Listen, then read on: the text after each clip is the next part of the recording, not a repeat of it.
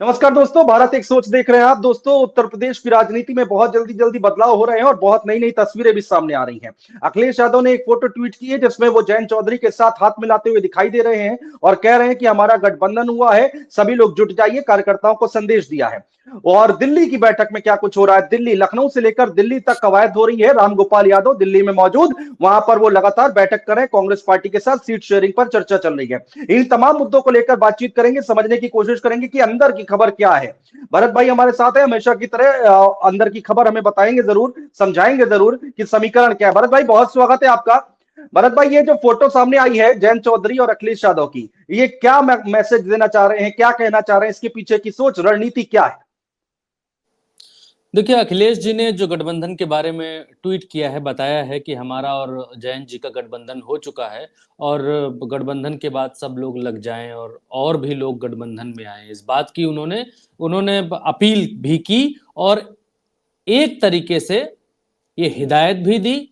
एक तरीके से ये कहने की भी कोशिश की कि अगर कोई हमें छोटा समझेगा, कमजोर समझेगा, हमें ये समझेगा कि हमें किसी और की जरूरत ही जरूरत है, हम जो है मरे जा रहे हैं किसी और से गठबंधन करने के लिए, तो ऐसा भी नहीं है। इस फोटो को आज जिसने भी देखा, जिस भी राजनीतिक विश्लेषक ने देखा, उसके मन में पहला सवाल ये आया कि जब अखिलेश और जयंत जी का गठबंधन है, अखिलेश और जयंत जी की राजनीतिक अच्छी दोस्ती भी है और गठबंधन पहले से भी है, तो आज से दोबारा इस गठबंधन का री ऐलान क्यों करना पड़ा? हर राजनीतिक विश्लेषक के मन में यह सवाल आया। तो जितना मैं जानता हूं उत्तर प्रदेश की राजनीति के बारे में, अखिलेश यादव जी की तरफ से, समाजवादी पार्टी की तरफ से ये फोटो सिर्फ और सिर्फ इसलिए ट्वीट किया गया है, ये बताने के हाँ, लिए ट्वीट किया गया है, कांग्रेस को बिना कुछ हाँ, कहे ये समझाने हाँ, के लिए ट्वीट किया गया है कि आप जो है गठबंधन में आना चाहते हैं तो जल्दी करें, नहीं आना चाहते हैं तो साफ साफ बताएं, हमारी अपनी पूरी तैयारी है। लेकिन इसके उलट कांग्रेस और समाजवादी पार्टी के बीच में जो गठबंधन का मसला है, वो मसला सीटों पर फंसा हुआ है। क्योंकि अगर समाजवादी पार्टी बहन जी की तरह, बसपा की तरह समाजवादी पार्टी का संगठन और राज्यों में फैला होता, समाजवादी पार्टी का दर्जा जो है वो नेशनल पार्टी का होता, तो कांग्रेस से अलग तरीके का गठबंधन हो सकता था। दूसरे राज्यों में भी अखिलेश यादव या समाजवादी पार्टी सीटें मांग सकते थे। दूसरे राज्यों में भी ये कह सकते थे कि हमें यहाँ एक दीजिए, वहां दो दीजिए, वहां तीन दीजिए, वहां 13 दीजिए। लेकिन अब समाजवादी पार्टी के साथ मसला ये है कि समाजवादी पार्टी उत्तर प्रदेश में भारतीय जनता पार्टी के बाद दूसरी सबसे ज्यादा मजबूत पार्टी है। और कांग्रेस अब जो सीटें मांग रही है उत्तर प्रदेश के भीतर, वो सीटें मांग रही है 20 से 21 सीटें। तो 20 से 21 सीटें देना समाजवादी पार्टी के लिए किसी भी हद, किसी भी नजरिए से समाजवादी पार्टी इसको उचित नहीं मानती है। अखिलेश यादव जी से यह बात पूछी गई कि कांग्रेस कहती है कि हम उत्तर प्रदेश में जो है ज्यादा से ज्यादा सीटें जीतेंगे, हमको 20 सीटें दीजिए। तो अखिलेश यादव जी ने इस पर बिल्कुल साफ, बिल्कुल सटीक जवाब दिया कि कांग्रेस हमसे 80 की 80 सीटें ले ले, लेकिन 80 की 80 सीटें जीत कर दिखाए, तो हमसे सीटें ले ले। अखिलेश जी का बिल्कुल क्लियर कट एक ही बात है कि अगर आप सीटें जीत सकते हैं तो आप सीटें ले लीजिए, हम आपको सीटें देने के लिए तैयार हैं। आप 50 ले लीजिए, लेकिन 50 जीतिए तो सही, भारतीय जनता पार्टी को हराइए तो सही, हराने का मादा रखिए तो सही। लेकिन सिर्फ और सिर्फ ये कह देना कि हमको इतनी दे दो, हमको उतनी दे दो, हमको उतनी, असत तो ठीक नहीं है। हमारे उत्तर प्रदेश में एक बात कही जाती है कि किसी भी चीज की जो है असत्ती ठीक नहीं है। मतलब ज्यादा भोजन की असत्ती भी ठीक नहीं, ज्यादा खा लोगे पेट खराब हो जाएगा। और जब आप जीत ही नहीं सकते हैं तो इतनी ज्यादा सीटें मांगने का भी क्या मतलब बनता है? सीटें मांगने का मतलब हारने के लिए सीटें चाहिए क्या? या फिर कोई रिकॉर्ड बनाना है, कोई record record Guinness of book world में नाम दर्ज कराना है कि हम उत्तर प्रदेश में इतनी सीटों पर लड़े थे? तो अगर आपको रिकॉर्ड ही बनाना है तो आप 80 सीटों पर अकेले भी लड़ सकते हैं, उसमें भी आपका record Guinness book of world में दर्ज हो जाएगा। लेकिन अगर आप जीतने के लिए लड़ना चाहते हैं तो आज की स्थिति में मैं बहुत ईमानदारी से कहूंगा, बहुत जितना देख रखा है, जितनी राजनीति को मेरा जितना कम अल्प अनुभव है, उस अल्प अनुभव हाँ, के आधार पर मैं ये कह सकता हूं हाँ, कि कांग्रेस 2009 में इस स्थिति में थी कि वो 20 मांगती, 21 मांगती, 25 मांगती। 2009 के बाद 2014 में उनकी 2 सीटें हुई, 2 सीटें के बाद 2019 में उनकी 1 सीट हुई। अब 2024 में वो उस 1 सीट पर भी भारतीय जनता पार्टी दमखम के साथ दावेदारी ठोक रही है। और वो 2 सीटें भी 2014, 19 और अब तक क्यों बची हुई हैं, 2 और 1 सीटें, वो भी बची हुई हैं क्योंकि बहन जी ने यह ऐलान किया था 2019 के चुनाव में कि हम 2 सीटें छोड़ते हैं, हम 2 सीटें कांग्रेस के लिए छोड़ रहे हैं, उस पर प्रत्याशी नहीं उतारेंगे। और उससे पहले भी ये राजनीति में सम्मान देने के नाते या जो भी आप कह लीजिए उसके नाते उन 2 सीटों पर समाजवादी पार्टी और बसपा अपने अपने प्रत्याशी खड़े नहीं की है अब तक। तो अब उत्तर प्रदेश में मुझे नहीं लगता कि कांग्रेस पार्टी को हर प्रदेश में सीट बंटवारे में हो सकता है पेच फंस रहा हो, ना फंस रहा हो, इधर की उधर हो रहा हो, लेकिन उत्तर प्रदेश में मुझे नहीं लगता कि कांग्रेस के लिए बहुत फंसी हुई चीजें हैं। ये नंबर 1 है। कांग्रेस के लिए फंसा कुछ नहीं है। ये जो 10-20 का मसला है, 10-20 का मसला सिर्फ और सिर्फ टाइम बाय करने के लिए हो रहा है चीजें। देखिए अनुज जी, उत्तर प्रदेश में की राजनीति क्या है, थोड़ी टेढ़ी है। कांग्रेस अखिलेश यादव जी से या उनके पीडीए के गठबंधन के जो दल हैं उनसे ये सीटों की बात कहकर 2, 4, 10, 21, 20, 22 जो मांग रही है, वो सिर्फ और सिर्फ टाइम बाय करने के लिए मांग रही है। कांग्रेस को टाइम बाय करना है, टाइम लेना है। क्यों लेना है? क्योंकि कांग्रेस दूसरे दरवाजे पर, पिछले दरवाजे पर मायावती जी के साथ गठबंधन के लिए बहुत दिलो जान से कोशिश कर रही है। कांग्रेस किसी भी हद तक, जब तक गठबंधन होने की संभावनाएं हैं तब तक कांग्रेस बहन जी के साथ जाना चाहती है। इसको आप ऐसे समझिए कि जिस दिन बहन जी ने प्रेस कॉन्फ्रेंस की अभी 2 दिन पहले, बहन जी ने कहा कि हम किसी के साथ नहीं जाएंगे, जो दल सरकार बनाएगा 2024 में हम उस दल को समर्थन करेंगे और बाहर से समर्थन नहीं करेंगे। मुफ्त में समर्थन, फ्री फंड, उनका जो लफ्ज था वो था फ्री फंड में हम समर्थन नहीं करेंगे। तो अनुज जी, मायावती जी ने बिल्कुल साफ कर दिया है। हालांकि ये मायावती जी का अंतिम बयान नहीं है कि हम फ्री फंड में हम जो है गठबंधन नहीं करेंगे। अभी बहुत गंगा में बहुत पानी बहना बाकी है, गोमती में बहुत पानी बहना बाकी है। आज हम देख रहे थे ब्रह्मपुत्र नदी में घूम रहे थे अखिलेश राहुल गांधी जी, तो अभी ब्रह्मपुत्र में भी बहुत पानी बहना बाकी है। अभी लगभग महीना भर है मुझे लगता है। तो बहन जी ये देख रही हैं कि अभी होता क्या है, ये करते क्या हैं ये लोग, इतना तो बंटवारा भरत भाई, कर रहे हैं और इनसे हो नहीं पा रहा है। और एक चीज और कहूंगा कि अगर बहन जी को कांग्रेस को अपने साथ गठबंधन में लेना है तो बहन जी के मिजाज को समझना पड़ेगा। बहन जी का मिजाज जो है वो एक का दो, एक का दो, एक का दो, एक का दो, मच्छी बाजार, इधर आओ, एक का दो, एक का दो, ये करने वाला नहीं है।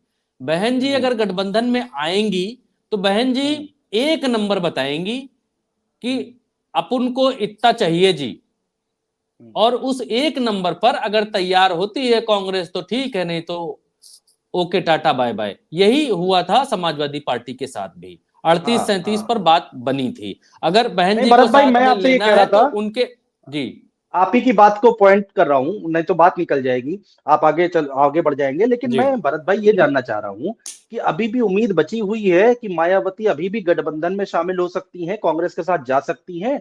ये तो उन्होंने तो अच्छा खासा मतलब ऐलान कर दिया है कि अब वो नहीं आएंगी किसी के साथ। तो क्या 1% भी चांसेस हैं अभी? देखिए अनुज जी, राजनीति में उम्मीदें और संभावनाएं कभी खत्म होती नहीं है। अगर आप इस सवाल पर आएंगे कि बहन जी ने फाइनल ऐलान कर दिया है तो अब क्या वो इधर आएंगी, तो इसका जवाब यह है कि बहन जी ने अखिलेश यादव जी के साथ 2019 में जब पहली संयुक्त प्रेस कॉन्फ्रेंस की थी, दोनों लोग एक ही प्रेस कॉन्फ्रेंस में बैठे थे, उस दिन बहन जी ने अपने शुरू मुख से ये बात कही थी कि ये जो गठबंधन है 2019 वाला, ये गठबंधन बहुत लंबा चलने वाला है और ये गठबंधन सिर्फ और सिर्फ 2019 के लोकसभा चुनाव के लिए नहीं है, ये गठबंधन 2022 के चुनाव के लिए भी है। ये आदरणीय बहन जी ने स्वयं अपने श्रीमुख से कहा था। लेकिन गठबंधन चला कितने दिन? गठबंधन चुनाव खत्म कितने होते दिन खत्म। चला? चुनाव खत्म होते ही गठबंधन खत्म हो गया। तो अगर कोई ये कहे कि बहन जी ने जो बात कह दी थी वो पत्थर की लकीर है, राजनीति में ये सही नहीं है। राजनीति में पल पल चीजें बदलती हैं, पल पल चीजें बदलती हैं। और बहन जी ने जो ये बात कही है कि हम अकेले चुनाव लड़ेंगे, जिस तरीके से अखिलेश यादव ने आज ट्विटर पर ये फोटो डाली कि हम और हमारे और जयंत चौधरी के बीच में गठबंधन हो गया है, तो इसका ऐलान करने की कोई आवश्यकता थी नहीं अनुज जी। इसके ऐलान की कोई आवश्यकता नहीं थी। लेकिन राजनीति में संदेश बहुत बड़ी चीजें होती हैं। अखिलेश यादव ने सिर्फ और सिर्फ ये फोटो डालकर ये बताने की कोशिश की है, जिसको हुड़की कहते हैं, घुड़की कहते हैं, ये बताने की कोशिश की है, नहीं आओगे तो गुरु हम निकल लेंगे, हम अकेले लड़ेंगे, हमारे में इतना मादा है, चलो। ये बताने की कोशिश की है कि हमसे 3 13 13 9 18 करने की बहुत ज्यादा कोशिश करना नहीं। ये बात अखिलेश जी ने कहने की कोशिश की है। लेकिन राजनीति में शुचिता, राजनीति में भाषा, व्यवहार, बॉडी लैंग्वेज, हर चीज का अलग अलग मायने होता है। तो बहन जी का सिर्फ ये कह देना कि हम गठबंधन में नहीं आएंगे और ये पत्थर की लकीर है, ऐसा नहीं है। बहन जी ने ऐसी बहुत सारी बातें कही हैं जो पत्थर की लकीर थोड़ी हुई हैं। उसके बाद वो समय काल परिस्थिति के हिसाब से चीजें बदली हैं। तो बहन जी का ये बयान जो है अब संपूर्ण बयान नहीं है कि पत्थर की लकीर हो गया है। बहन जी को अगर चीजें सही लगेंगी, जो चीजें कहा जा रहा है कि अच्छा, एक चीज और है, अखिलेश जी ने जो आज ट्वीट किया है, आप जो बात बता रहे हैं, अखिलेश जी का ये ट्वीट सिर्फ और सिर्फ इसीलिए है कि कांग्रेस अभी भी प्रयासरत है, अभी भी प्रयासरत है। और जिसमें समाजवादी पार्टी कांग्रेस की आज भी प्राथमिकता नहीं है अनुज जी। आज भी कांग्रेस की प्रमुखता बहन कुमारी मायावती जी के साथ गठबंधन करना है। और ये उस दिन पता चल गया जब बहन जी ने ये कहा था कि हम गठबंधन किसी के साथ गठबंधन नहीं करेंगे, अकेले लड़ेंगे। उसी दिन कांग्रेस ने प्रेस कॉन्फ्रेंस करके कांग्रेस के प्रवक्ताओं ने यह बात कही, ऑन रिकॉर्ड मेरे पास बयान है, यह बात कांग्रेस ने कही कि बहन जी को अपनी इस बात पर दोबारा विचार करना चाहिए। कांग्रेस अभी भी दोबारा विचार करवा रही है बहन जी से। तो मसला यहीं पर फंसा हुआ है कि कांग्रेस जो है, कांग्रेस की नजर में अखिलेश यादव सेकंड नंबर के विकल्प है। और इस विकल्प को, ये जो धुंध छाई हुई है, अखिलेश यादव इसको हर हाल में क्लियर करना चाहते हैं, क्योंकि कांग्रेस के पास हो सकता है कि पर्याप्त समय हो लड़ने के लिए, लेकिन समाजवादी पार्टी को लड़ने के लिए, समाजवादी पार्टी को काम करने के लिए अब जो है वो ज्यादा समय बचा नहीं है। और इसलिए अखिलेश यादव इस बात की जल्दी कर रहे हैं। भरत भाई देखिए, अब लखनऊ की बात तो हमने बहुत कर ली, अब बात करते हैं दिल्ली की। रामगोपाल यादव लगातार दिल्ली में बैठक कर रहे हैं, 2 से 3 राउंड की बातचीत हुई है, लेकिन नतीजा भरत भाई अभी तक कुछ निकल नहीं पाया है। अभी तक कुछ पता नहीं चल पा रहा है। बस ये खबर निकलकर सामने आई है कि 20 सीटें मांग रही है कांग्रेस पार्टी। अब आप समझिए कि 8 सीटें आप आरएलडी को दे रहे हैं। मान लेते हैं कि 20 सीटें, अगर ये मान रही 20 इनकी मान ले तो 28 सीटें हो गई। उसके बाद 52 सीटें बचती हैं। तो क्या समाजवादी पार्टी 52 सीटों पर लड़ने के लिए तैयार होगी? अभी तक तो यही सिनेरियो है, बाकी चीजें बदल जाएं, जैसा कि आप कह रहे हैं पल पल में राजनीति बदलती है, समय बदलता है। तो इस गणित को कैसे देखते हैं पूरा? देखिए अनुज जी, ऐसा नहीं है कि समाजवादी पार्टी 80 की 80 सीटों पर चुनाव लड़ नहीं सकती है, लड़ सकती है। जब उत्तर प्रदेश में ओवैसी साहब 100 सीटों पर लड़ सकते हैं 2022 के चुनाव में, तो समाजवादी पार्टी फिर 80 सीटों पर चुनाव लड़ ही सकती है। लड़ने में क्या है? बिल्कुल। लड़ने में तो अनुज जी भी 80 सीटों पर अपने प्रत्याशी उतार सकते हैं, उतार नहीं, दीजिए। मध्य प्रदेश में 70 सीटें आप लड़ गए, तो ये तो उत्तर प्रदेश है, समाजवादी पार्टी की बात करें तो। जी देखिए, अब मजाक अलग बात है, लेकिन अनुज भाई ये है कि समाजवादी पार्टी इतनी मजबूत पार्टी है उत्तर प्रदेश में, और दूसरे नंबर का सबसे बड़ा संगठन है। और समाजवादी पार्टी का संगठन कांग्रेस से ज्यादा मजबूत है उत्तर प्रदेश में। और मैं तो यूं कहूंगा कि भारतीय जनता पार्टी जितना मजबूत है कांग्रेस का संगठन, माफ करिएगा, समाजवादी पार्टी का संगठन उत्तर प्रदेश में, लेकिन भारतीय जनता पार्टी और समाजवादी पार्टी में जो डिफरेंस आ जाता है, संगठन दोनों के पास बराबर है। इवन मैं ये कहूंगा कि समाजवादी पार्टी के पास संगठन और काम करने वाले कार्यकर्ता बहुत ज्यादा शक्ति के साथ, ऊर्जा के साथ अखिलेश यादव जी के साथ है, उनकी पार्टी के साथ है।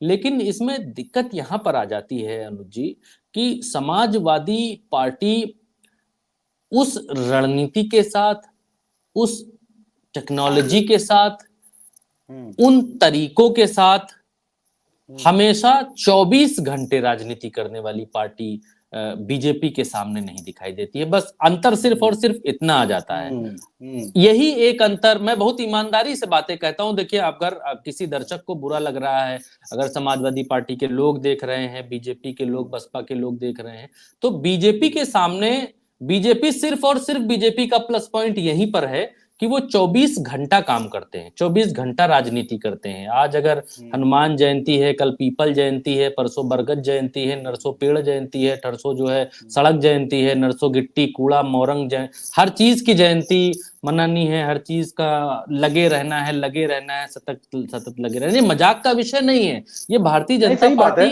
ये भारतीय जनता पार्टी इन सब चीजों से जो है काम करने की ऊर्जा लेती है, मतलब काम करने का एक वजह ढूंढती है कि किस वजह के पीछे, किस वजह से, किसकी जयंती से हम जो है यहाँ से वहां तक रैली निकाल लें, यहाँ से वहां तक रोड शो कर लें, पैदल यात्रा कर लें, मंदिर में जो है साफ सफाई करने का कोई। तो हालांकि वो अलग बात है, भारतीय जनता पार्टी वैसे काम करती है। मैं नहीं कहता कि हर पार्टी किसी ना किसी की नकल करके चले, नकल करना कतई जरूरी नहीं है, लेकिन काम करना जरूरी है, काम करना जरूरी है। तो भगवान कृष्ण ने भी कहा था कि कर्म करो, फल की इच्छा ना करो। लेकिन अब मसला यहीं पर फंस जा रहा है कि फल की इच्छा तो है, लेकिन कर्म की इच्छा नहीं है। अगर मैं अभी चीजें गिना दूंगा तो फिर बहुत सारे लोग नाराज हो जाएंगे, लेकिन सच को सच कहना पड़ेगा अनुज जी।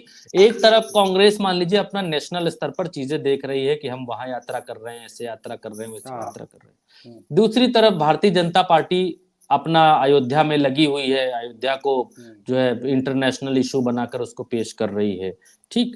तीसरी तरफ अगर आप देखेंगे कि समाजवादी पार्टी सबसे बड़ी, सबसे मजबूत, सबसे बेहतर, सबसे बेहतरीन पार्टियों में से उत्तर प्रदेश में है, इससे कोई इनकार नहीं कर सकता है, समाजवादी पार्टी के लोग भी नहीं कर सकते हैं।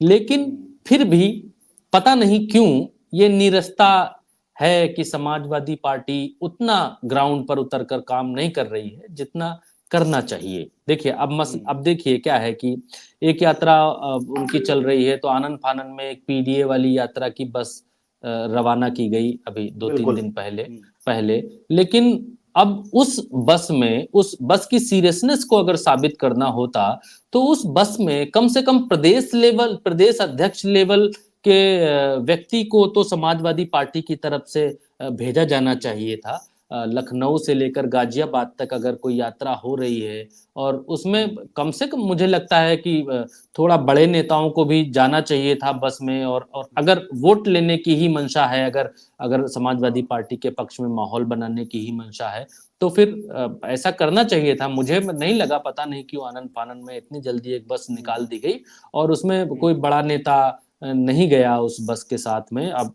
ये अलग रणनीति समाजवादी पार्टी की हो सकती है, लेकिन मुझे नहीं मालूम चला कि ऐसा क्यों किया गया। और जब इतनी सारी यात्राएं लोगों की हो रही हैं, या यात्राएं छोड़ दीजिए, इतना सारा काम धाम सब कर रहे हैं, सारी पार्टियों के लोग कर रहे हैं। आज समाजवादी पार्टी की तरफ से एक लिस्ट जारी हुई जिसमें 74-75 लोगों को उसमें से समाजवादी पार्टी की तरफ से प्रवक्ता घोषित किया गया। तो प्रवक्ताओं की लिस्ट आ गई है। मैंने पूरे दिन का जो कामकाज है, आज की तारीख में बतौर पत्रकार मैं लखनऊ में बैठा हूँ, उन कामकाज की लिस्टों में मैंने ये लिस्ट देखी कि ये काम आज हुआ है। लेकिन समाजवादी पार्टी जितनी पार्टी बड़ी है, नेताजी का विजन जितना बड़ा था, अखिलेश जी का विजन जितना बड़ा है, उस विजन के हिसाब से जो काम हो रहा है वो नगण्य है, वो कुछ भी नहीं है। तो इस पर काम करना चाहिए समाजवादी पार्टी को। अगर इस पर काम करते हैं तो 80 सीटों पर लड़ना, 50 सीटों पर लड़ना, 65 सीटों पर लड़ना, कितनी भी सीटों पर लड़ सकती है समाजवादी पार्टी। संगठन अच्छा है समाजवादी पार्टी के पास, अखिलेश जी के पास विजन भी अच्छा है। अखिलेश यादव जी नए जमाने के नेता हैं, बाहर से पढ़कर आए हैं, बहुत सारी चीजें नई उन्होंने उत्तर प्रदेश को दी हैं। तो अब मुझे लगता है कि बहुत कुछ नहीं, सिर्फ और सिर्फ काम करना चाहिए, जिसके दम पर समाजवादी पार्टी कुछ अच्छा कर सकती है। और दूसरी तरफ जो बहुजन समाज पार्टी है, बहुजन समाज पार्टी की तरफ से ये कम से कम दिखाया गया है कि हम अब काम करने की मुद्रा में वापस आ रहे हैं, फाइट बैक करेंगे, लड़ेंगे, जीतेंगे। उनके जो भतीजे साहब हैं, उन्होंने उस दिन एक वीडियो जारी किया, वीडियो जारी करके तमाम सारी चीजें कही, तमाम सारी बातें कही। तो अब मुझे ये लगता है कि समाजवादी पार्टी 80 की 80 सीटों पर चुनाव लड़ सकती है, लड़ सकती है, और लड़कर हाँ। अपना जो है दमखम दिखा सकती है। इसमें ऐसा कुछ नहीं है, अगर कांग्रेस साथ नहीं भी आती है तभी भी चीजें आगे बढ़ सकती हैं। ऐसा नहीं है कि कांग्रेस 2 बार से ही तो गठबंधन कर रही है, इससे पहले तो कभी गठबंधन किया नहीं जीवन काल में। तो ऐसा भी नहीं हुआ कि इससे पहले कभी जीवन काल में समाजवादी पार्टी ने सीटें नहीं जीती, ऐसा भी नहीं है। सीटें जीती, कर दिखाया, लड़कर दिखाया, जीत कर दिखाया। जोश है, जुनून है, जज्बा है, सब कुछ है। लेकिन अब गठबंधन के साथ जाना चाहिए कि नहीं जाना चाहिए, ये डिसीजन जल्दी लेना चाहिए। देखिए, बहुत ज्यादा जल्दी लेना चाहिए। टिन्न मिन्न करने से, बहुत ज्यादा लुलू लुलू करने से, आगे पीछे घूमने से, मी करने से भी एक नेताओं की छवि खराब होती है, अपनी अपनी डिग्निटी खराब होती है जी। कि हम लंगड़े लूले थोड़ी हैं जी, जो गठबंधन के लिए मार मरे जा रहे हैं। किसी से गठबंधन के लिए बात है। करो तो ठीक, चाहे वो कांग्रेस हो, चाहे वो बसपा हो, चाहे वो सपा हो, करो तो ठीक, नहीं करो तो ठीक। आपका फायदा है तो करो, नहीं फायदा है तो नहीं करो। ऐसा थोड़ी है कोई पार्टी बंद हो जाएगी, ताला लग जाएगा कि अगर गठबंधन नहीं होगा। भरत भाई, हम अपने इस इंटरव्यू के आखिरी पड़ाव पर हैं, इस बहस के आखिरी पड़ाव पर हैं। तो आखिर में एक चीज और जरूर पूछेंगे हम आपसे, बहुत दिनों बाद बातचीत हो रही है। राम मंदिर का मुद्दा दिख रहा है अयोध्या में कितनी भव्यता से यहाँ पर किया जा रहा है भारतीय जनता पार्टी की तरफ से। उसमें न्योता दिया गया, नेताओं का ना जाना क्या मैसेज देता है? जो कांग्रेस पार्टी हो, समाजवादी पार्टी हो, मायावती हो, नहीं जा रहे हैं ये लोग, तो इनका ना जाना कितना सही कितना गलत, जरा ये समझाइए। देखिए, बहुत सारे लोगों का अलग अलग मत है कि ये है, वो है, ऐसा है, वैसा है। लेकिन मैं जितना जानता हूं, जितना देखता हूं उत्तर प्रदेश की राजनीति को, उस हिसाब से समाजवादी पार्टी को ये डिसीजन, कांग्रेस पार्टी को ये डिसीजन जल्दी लेना चाहिए था कि हम नहीं जाएंगे। नहीं जाएंगे, मंदिर बन जाएगा तब जाएंगे। भाजपा की पिच के ऊपर खेलना बहुत ज्यादा जरूरी थोड़ी है। देखिए, आपको जब कारण शुद्ध रूप से ये मालूम है कि भाजपा का शुद्ध रूप से एन केन प्रकारेण सिर्फ और सिर्फ एक ही मकसद, एक ही कारण है, वो है 2024 का चुनाव जीतना, बीजेपी की ब्रांडिंग करना। मोदी जी प्राण प्रतिष्ठा करेंगे, उसमें सबको बैठ के ताली बजाना पड़ेगा। कांग्रेस भी ताली बजाए, सपा बसपा, सारे शंकराचार्य, सारे पुरोहित, सारे पंडा, सारे संत, सारे साधु, सारे सन्यासी सब बैठकर ताली बजाएं। और वन मैन सोलो हीरो जो है पिक्चर के, ना हीरो ना हीरोइन, अगल बगल कुछ नहीं, पिक्चर में एक ही सोलो हीरो है, वही सब कुछ करेगा। तो ये तो भारतीय जनता पार्टी का एजेंडा है, राम मंदिर। ये तो बिल्कुल शुद्ध, देखिए, राजनीतिक कसौटी पर जब आप कसेंगे तो ये शुद्ध राजनीतिक एजेंडा है, जिसके जरिए हिंदूवादी वोटर्स को प्रभावित करने का काम बहुत जोर शोर से चल रहा है। हमने एक बात आपको कही, 2019 के चुनावों में भारतीय जनता पार्टी ने पुलवामा, सर्जिकल स्ट्राइक, अभिनंदन का जहाज, ये जो 3-4 चीजें थी, इस पर खूब ढोल पीटा, खूब ढोल पीटा, खूब ढोल पीटा, इतना ढोल पीटा, इतना ढोल पीटा कि आदमी भावुक हो गया। आदमी ने कहा मोदी जी ही हैं सर्वशक्तिमान, हमारे भगवान मोदी जी की जय। अब इस बार कोई वैसी परिस्थिति उत्पन्न हो नहीं पाई। ये भारतीय जनता पार्टी तारीफ के काबिल है कि उनने श्री राम जी का जो मंदिर उद्घाटन है, उस उद्घाटन के मौके को इतना बड़ा, इतना भीषण, इतना भयंकर, इतना भावनात्मक इवेंट बना दिया है कि हर व्यक्ति राम आएंगे, राम आएंगे, राम आएंगे जप रहा है। कोई भी अब ये जब राम नए मंदिर में आ रहे हैं, बीजेपी उसको अपने तरीके से डायरेक्शन देकर राम की मूर्ति या राम जी की जो प्राण प्रतिष्ठा है वो करवा रही है। लेकिन इसके जरिए लोगों के मन तक पहुंच रही है कि राम को मोदी जी ही ला रहे हैं, मोदी जी ही हैं जिनकी वजह से राम जी मंदिर में बिठाए जा रहे हैं।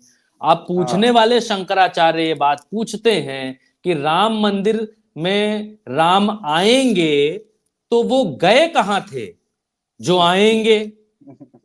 अब शंकराचार्य जी, लोग साधु संत सन्यासी ये पूछते हैं कि अयोध्या की सड़कों पर मोदी जी का पुतला लटका हुआ है खंभों से, उसमें राम जी का जो कटआउट बनाकर वो भी खंभों से लटका दिया गया है। एक 4 पुतले मोदी जी के लटके हैं, बीच में राम जी का एक लगाया गया है, फिर 4 मोदी जी के लटके हैं। तो राम आएंगे, मोदी जी राम को लेकर आ रहे हैं, तो मोदी जी राम जी के पीए लग गए हैं क्या अयोध्या में? तो राम जी को वही लेकर आ रहे हैं, अगुआ वही हैं। साधु सन्यासी सब कहां चले गए जी?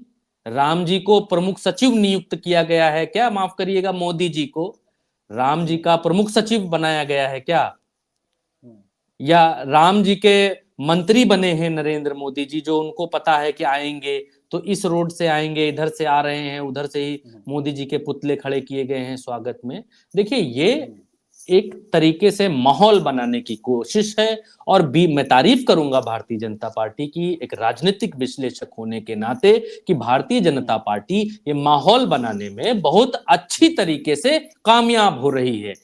विपक्ष का अयोध्या ना जाना ये बिल्कुल सही फैसला है, क्योंकि अयोध्या जाकर भी विपक्ष को वो वोट जो भगवान श्री राम के नाम से भारतीय जनता पार्टी में जा रहे हैं वो मिल जाएंगे, ऐसी कोई गारंटी नहीं है।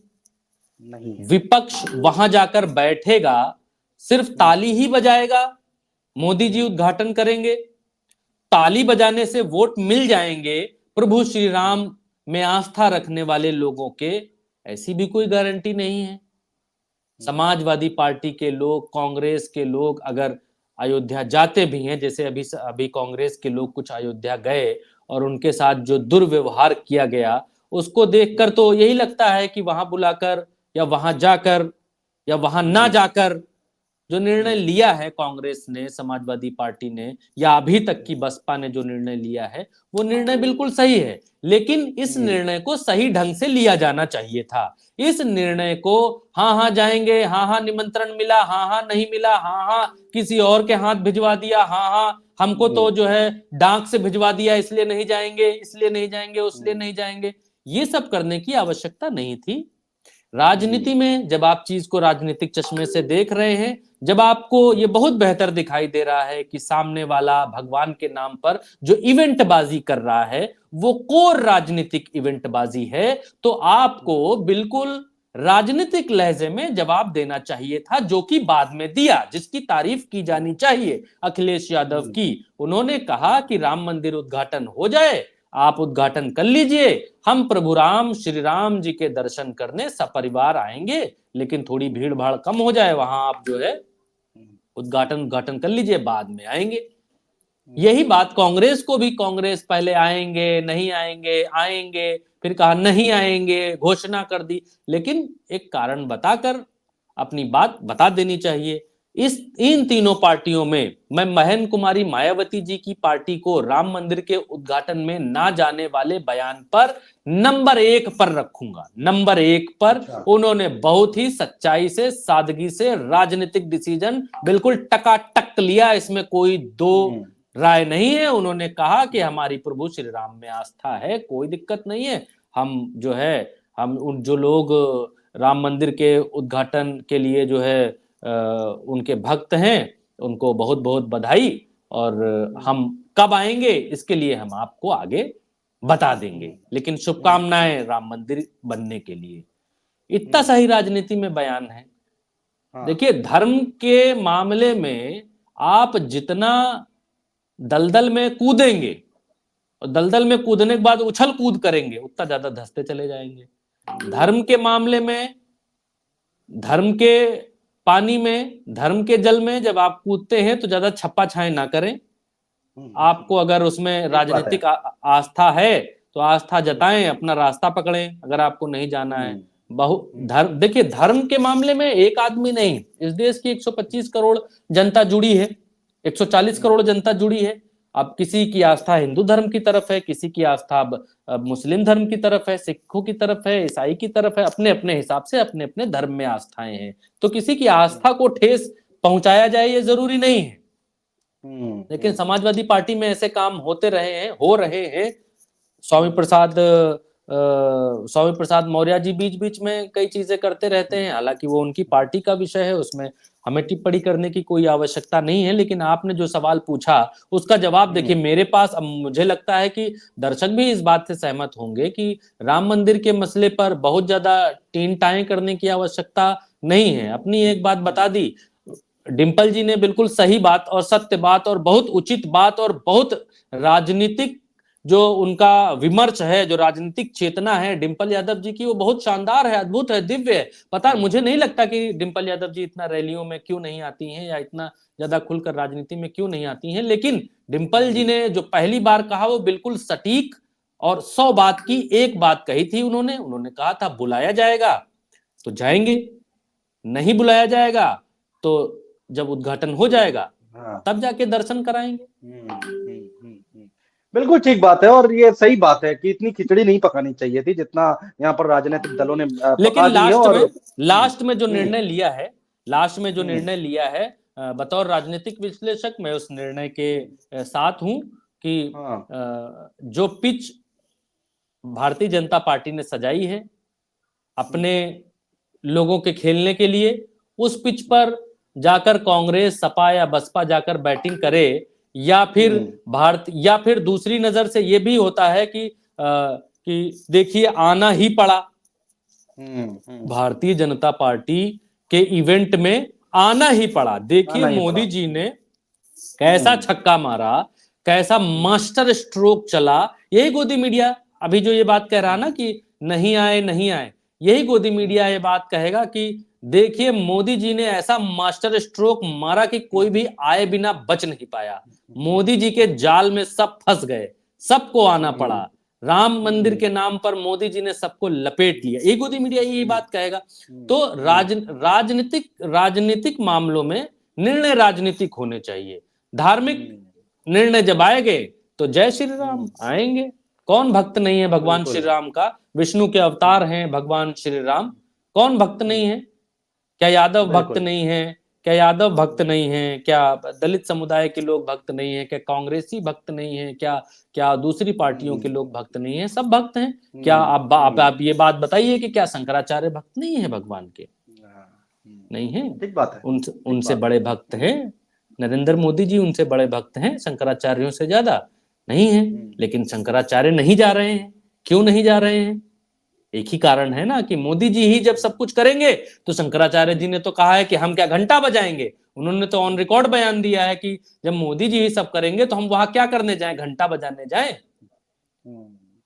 मोदी जी प्रधानमंत्री हैं, प्रधानमंत्री गिरी करें, जब वो उद्घाटन करेंगे तो हम क्या करने जाएंगे? विपक्ष का निर्णय बिल्कुल सही है, शानदार है, दिव्य है, अद्भुत है, नहीं जाने का। ठीक है, बिल्कुल बिल्कुल भरत भाई, बहुत शुक्रिया एक बार फिर से। जब भी आपसे बात होती है तो बहुत लंबी बात चर्चा छिड़ जाती है और वीडियो हमारा जरूर लंबा हो जाता है, लेकिन जानकारी बहुत महत्वपूर्ण मिलती है आपसे बात करके। बहुत बहुत शुक्रिया भरत भाई। आगे देखेंगे और क्या होता है राजनीति में, फिर एक बार आपसे मुलाकात करेंगे, बातचीत करेंगे, चर्चा करेंगे। बहुत शुक्रिया दोस्तों।